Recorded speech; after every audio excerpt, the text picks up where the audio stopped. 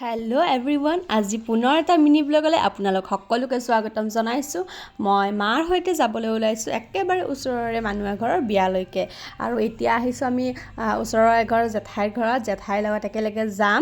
আৰু এয়া আমি সিহঁতৰ ঘৰত সোমাইছোঁ। জেঠাইহঁত নামি আহিছে।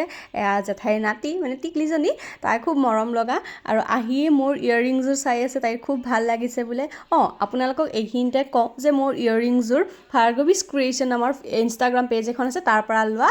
আৰু আপোনালোকে যদি ভাল লাগিছে তেন্তে চাব পাৰে। এনেদৰে আমি গ'লোঁ বিয়া ঘৰলৈকে গোটেই কেইগৰাকী একেলগে লগ হৈ পেলাই। আৰু বিয়া ঘৰত গৈ প্ৰথমে কফি, জিলাপি, পকৰি এইবিলাক খালোঁ। খাই উঠি এতিয়া হ'ল ভাত খোৱাৰ সময়ত। যিহেতু দুপৰীয়া বিয়া ঘৰত গৈছোঁ, ভাত খাবই লাগিব। আৰু ভাত খোৱাৰ সময়ত মোবাইলটো লগত নাই, গতিকে একো আপোনালোকক শ্বুট কৰি ক্লিপ দেখুৱাব নোৱাৰিলোঁ। ভাতটো খাই আহি পেলাই বাহিৰত বহিলোঁ, কইনাক মাত লগালোঁ। সেইখিনি অৱশ্যে ভিডিঅ' কৰি ৰখা নহ'ল। আৰু মই টিকলিজনীৰ লগত অকণমান সময় খেলিলোঁ। হাতত কি আছে চাওঁ, হাতত কি আছে পকৰি।